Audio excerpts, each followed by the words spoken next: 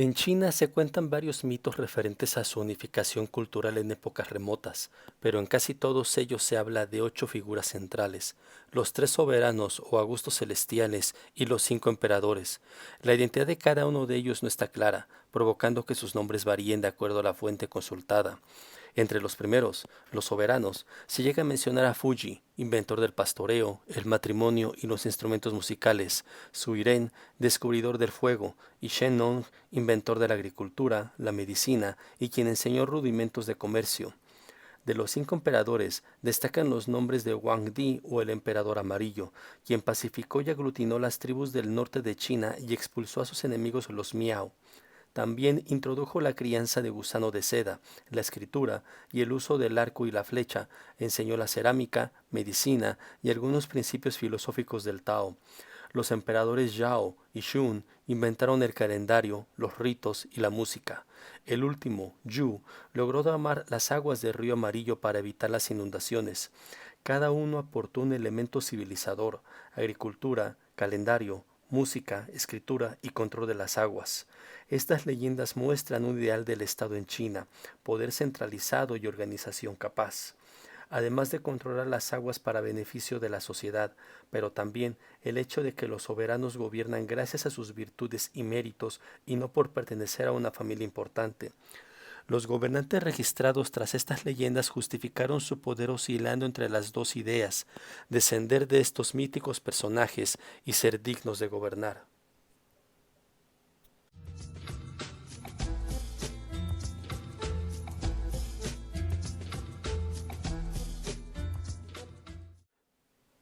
En varias partes del territorio chino se han localizado distintas razas de Homo erectus.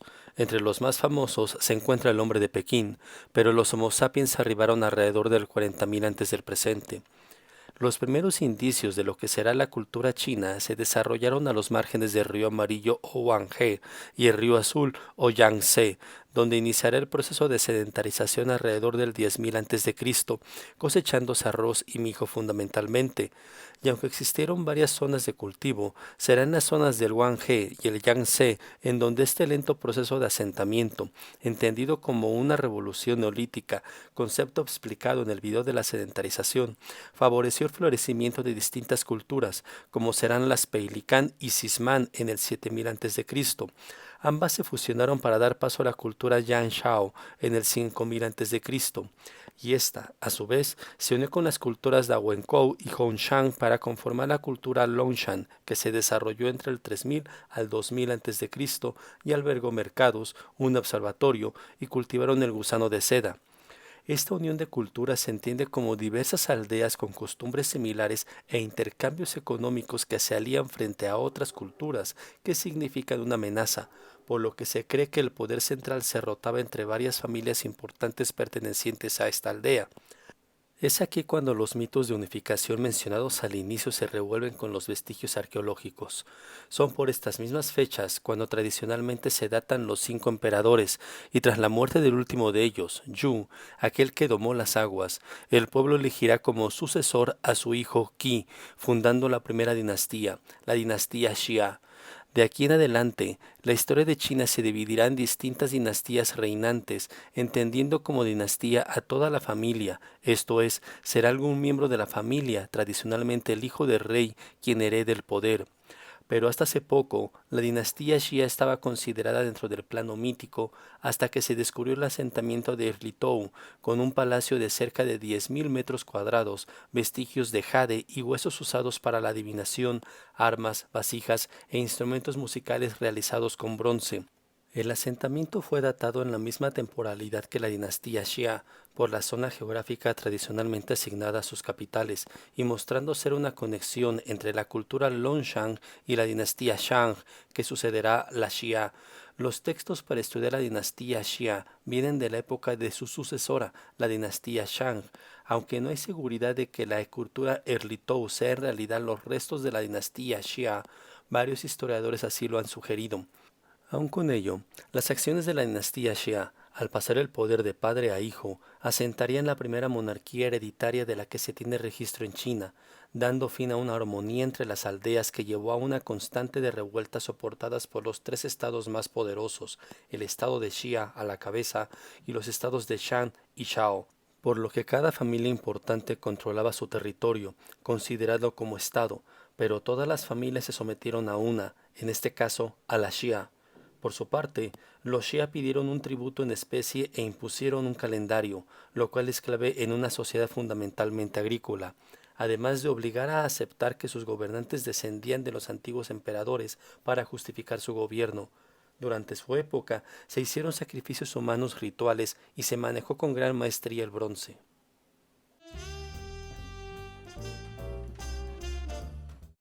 Se cuenta que el último rey de la dinastía Xia, Jie, fue derrotado por Tang debido a su enorme corrupción, cambiando así el centro de poder de familia, ya que Tang fue el primer gobernante de la dinastía Shang, la cual gobernó del 1700 al 1100 a.C. De esta dinastía existe más información gracias a la abundante documentación, textos posteriores y lo escrito en bronces que nos habla de su vida y cultura, pues durante este periodo la escritura surgió de forma estructurada, sobre todo para la adivinación, como se muestra en este caparazón de tortuga. El hecho de que la escritura surgiera tan rápido sigue siendo motivo de fuertes interrogantes, pues si bien hay caracteres anteriores, en su época se muestra una complejidad impresionante sin claros antecedentes. La base del poder de los Shang se encontraba en el comercio, la guerra y la religión. El perfeccionamiento del bronce les ayudó a expandir su comercio, mientras que la guerra contra los pueblos fuera de su esfera de poder les proveyó de nuevos territorios.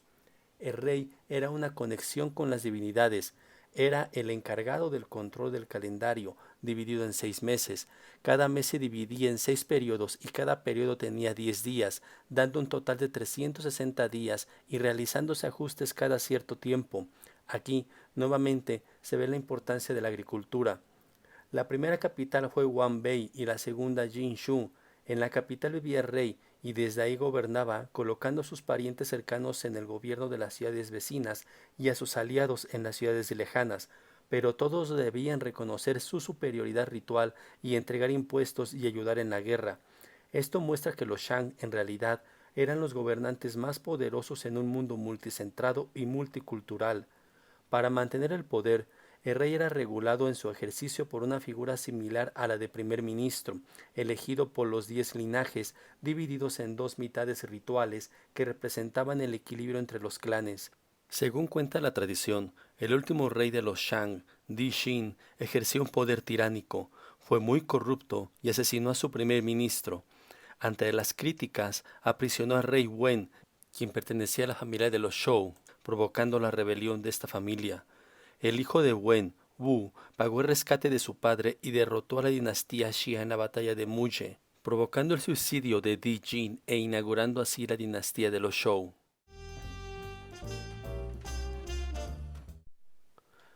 El periodo de la dinastía Shou, que va del 1050 al 256 a.C., se divide en dos periodos: Shou occidentales del 1050 al 771 a.C.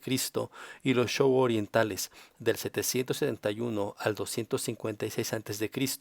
A su vez, el periodo de los Shou orientales se subdivide en dos periodos: primaveras y otoños del 771 al 481 a.C. y el periodo de los reinos combatientes del 481 al 221 a.C. El primer periodo se caracteriza por la centralización del poder y el segundo por la pérdida paulatina de este mismo poder por parte de los reyes. Bu, el primer rey de la dinastía Shou, movió la capital a Guoying y murió sin lograr la preeminencia sobre las demás familias. Le sucedió su hijo Cheng, pero quien gobernará será el duque de Shou, y con él se logrará cimentar la dinastía. A fin de lograr este objetivo, se pactó con la dinastía derrotada, los Shang, manteniendo una alianza tanto para honrar a los ancestros como para aprender de ellos sobre administración, comercio y producción de artesanía. El nuevo gobierno cedió tierras a los miembros de las familias importantes. Estas quedaron bajo su protección siempre y cuando se sometieran al rey.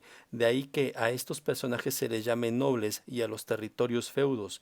Durante este periodo se otorgaron entre 1000 y 1500 feudos bajo tres condiciones: aceptar el gobierno del rey Zhou y su sistema religioso con un culto al cielo, aceptar su condición de tributarios y dar asistencia militar cuando se solicitara. Cuando aceptaban, el rey les entregaba funcionarios capaces que les ayudaban a gobernar. Se fundaron dos capitales, Hao y Luoyang. Ambas auxiliaban militar y administrativamente a las provincias y feudos, cobrando gran importancia a las provincias de Qin, Jin, Qi, Chu, Yang y Zhou. Al aceptar el sistema religioso, aceptaban lo que se conocerá como el mandato del cielo, que modifica el pensamiento político en torno al origen del poder. Tanto para la dinastía Xia como para la Shang, su poder radicaba en que descendían de los antiguos emperadores.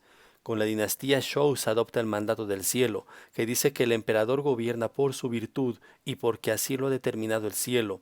Con esto, los Zhou justificaban su revuelta contra los Shang, pero abrían la puerta para futuras revueltas, ya que si alguna de ellas triunfaba, era porque habían perdido el mismo mandato. El rey era un intermediario entre el cielo y los hombres, estaba obligado a cumplir los ritos y velar por el bienestar del pueblo, siendo responsable de las crisis que surgieran y corría el peligro de ser depuesto. Por ello, se creó una fuerte burocracia y surgió la clase de los letrados, quienes junto con el ejército fueron los encargados de recaudar el tributo necesario para su manutención, y la periferia se someterá a un control más férreo que antes, provocando una tensión constante entre el poder central y las ciudades tributarias de la periferia. Pero el crecimiento de los feudos terminaron por debilitar el poder central, pues los nobles crearon focos regionales de poder y comenzaron a rivalizar entre ellos, además que al expandirse el imperio hacia nuevas tierras se encontraron con enemigos cada vez más fuertes.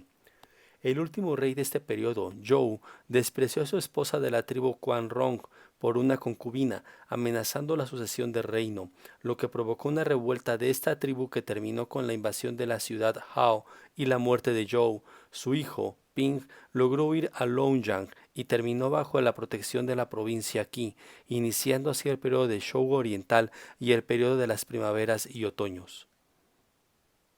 Esta época se caracteriza por una pérdida del poder real del rey, quedando bajo la protección de las cuatro provincias más importantes, Qi, Jin, Qi y Chu, que se lo turnaron para gobernar en su nombre.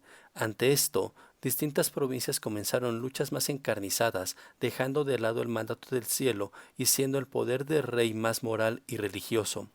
Los tenientes y generales tomaron más importancia que los intelectuales, quienes viajaron por el reino visitando a los distintos reyes instándolos a volver a la paz. Entre estos destacan Lao Tse y Confucio. El primero abogaba por la simplicidad como principio que guiaba la vida. El hombre se tenía que adaptar a la naturaleza y evitar cualquier actividad. Para él, el mejor gobierno era el que no realizaba ninguna actividad, mientras que para Confucio la base de la paz estaba en la subordinación del hombre a la mujer, del hijo al padre, del súbdito al soberano, todos ellos respetando los ritos y las normas sociales. Aunque no fueron tomados en cuenta en este periodo, sus enseñanzas impactaron en la futura sociedad china. Ante la necesidad de recursos, los campesinos esclavos se convirtieron en campesinos independientes, siendo la familia el centro de la unidad de trabajo, pero se les obligó a pagar el 10% de lo producido como impuesto. Gracias al empleo del hierro en la labranza, se produjo mucho más y se tuvo un excedente de producción que, unido a la situación de guerra, provocó una gran movilidad de comerciantes, fundándose ciudades comerciales y fusionándose cada vez más la sociedad.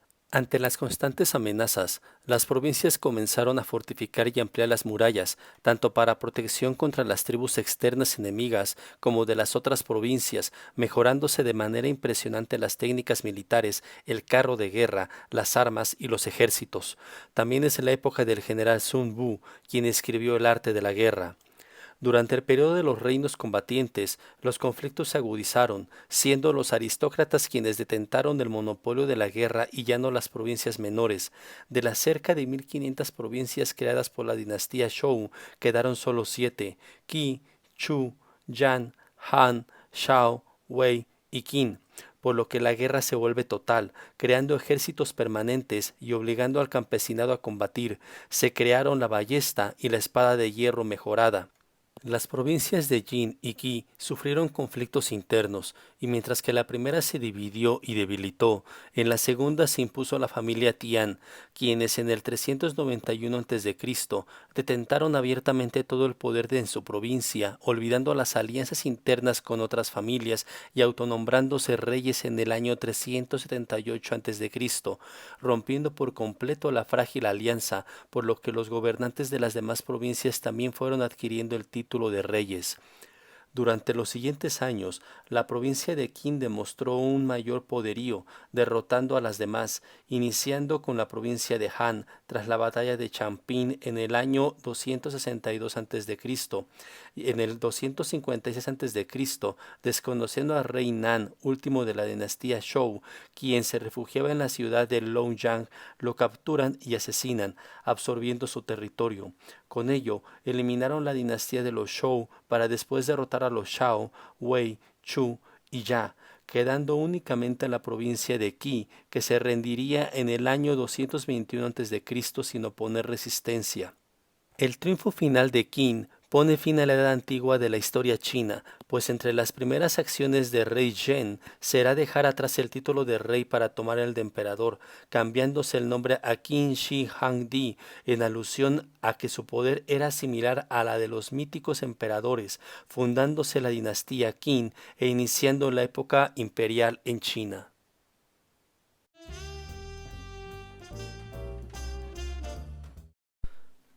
El imperio de Qin se considera el gran unificador de la actual China, aunque solo duró 15 años, del 221 al 206 a.C.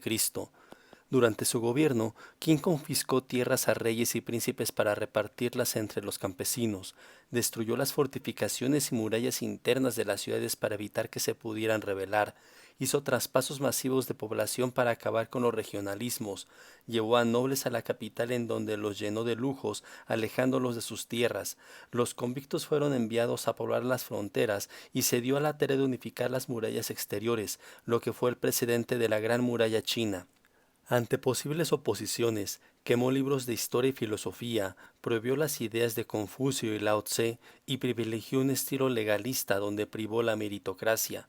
Dividió el poder de las provincias en tres figuras: civil, militar y supervisor, las tres regulándose y vigilándose mutuamente. Del mismo modo, las provincias quedaron divididas en 36 prefecturas, que a su vez se dividieron en condados, gobernados por un magistrado. Se unificaron los caracteres chinos para tener una sola escritura, y al ser estos ideogramas facilitó la comunicación, ya que aunque se hablaban diferentes lenguas, la escritura, que es ideográfica, es la misma, por lo tanto, se podían transmitir las mismas ideas.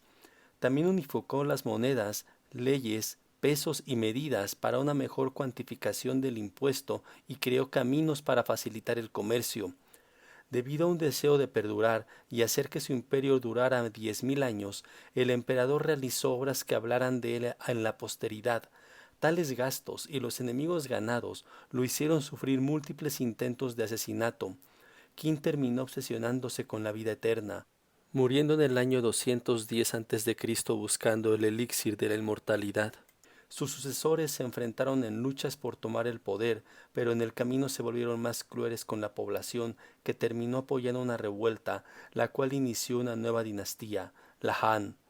Sin embargo, las obras del emperador Qin, enfocadas a la unificación, lograron perdurar. Hoy en día, su tumba, descubierta en 1974, es una muestra del poder que llegó a detentar.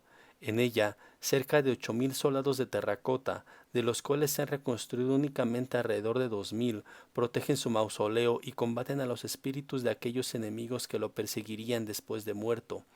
Ubicado en la provincia de Shanxi, dentro de la ciudad de Xi'an, con una extensión de 56 kilómetros cuadrados, el complejo posee 5 fosas, 2 murallas, habitaciones palaciegas y en el centro el túmulo funerario que resguarda los restos del emperador. En la primera fosa hacen guardia cerca de 6.000 soldados dispuestos para la batalla en formación rectangular, ordenados en 3 filas de infantería ligera, una al centro mirando al este, otras a los flancos, la norte ve hacia el norte y la sur al sur. El medio está la infantería pesada con 45 carros de combate mirando al este y los soldados en la retaguardia que miran al oeste, así cubren todos los flancos.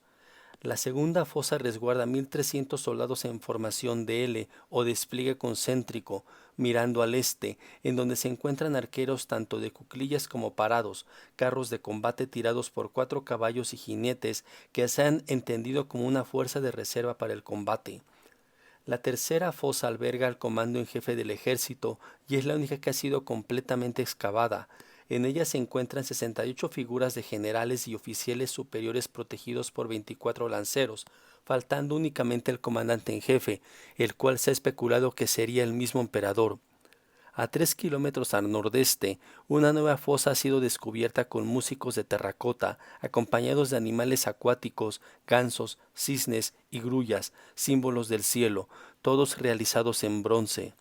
Tras el ejército se encuentra una muralla que rodea el recinto, y tras ella una nueva fosa contiene acróbatas diseñados para entretener, siendo las únicas figuras representadas en movimiento. Le sigue una segunda muralla que protege la fosa de los funcionarios y los jueces del imperio y sus carruajes, además de edificios y salas destinadas a rituales. Al centro, el túmulo funerario, el gran mausoleo del emperador aún sin abrir. Según la descripción, el emperador hizo venir a más de 700.000 condenados a trabajos forzados procedentes de todo el imperio. Perforaron la tierra hasta encontrar 3 fuentes de agua y lo recubrieron todo de cobre. Una vez colocado el sarcófago, trajeron palacios, pabellones, edificios gubernamentales, artículos refinados, joyas y objetos raros, y los enterraron allí hasta que quedó lleno del todo.